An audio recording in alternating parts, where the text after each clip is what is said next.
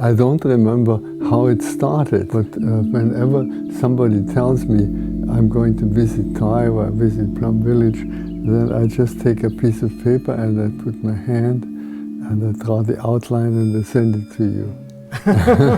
I completely forgot where we met for the first time and how we met. In the mid-60s, I got a phone call from the Buddhist Peace Fellowship, and they said, Thich Nhat Hanh is coming through New York. He's just changing planes in New Jersey, and would you want to entertain him there while he's on the airport?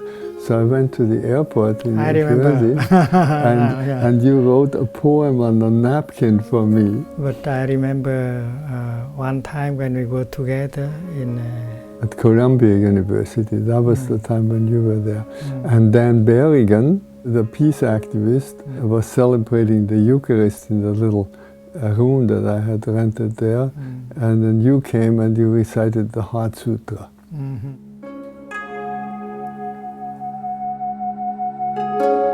Do you remember when we walked together with a small group of people? We were protesting against nuclear proliferation in New York in '82, and I think we were a group of 60 people only, and we had a flag. And they invited me to join the march, and I said that, well, I would join if they allow me to walk peacefully. So we organized a group, and we walked so peacefully. And then many people behind us got angry. There was about 500,000 people walking on that day. And they shouted from behind, "Can't you walk?" And some of them overtook us and looked back at us, and they saw the way we walk, and they transformed. They see we are doing peace. We are not demanding peace. If you are not able to be peaceful and happy in every step, the peace march is not a peace march. And then the organizers said, we show you a shortcut, and all of a sudden we were again at the head of the line, and all the people that had passed us by were coming from behind and were passing us by again and looking, how did they get here, all of us? The peace movement should be a practice community. Peace is a practice. When you organize a group of people and asking for peace, that's not enough.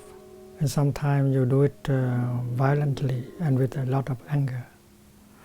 And the peace movement during the Vietnam War was not very peaceful. In the beginning, it went well, but after having tried for a few years and not seeing any effect, we began to be impatient. We get angrier and angrier, and finally they wanted victory of one side over the other side. So that is not really a peace movement. I think a peace movement should be a community of practice, where people live together in brotherhood, sisterhood.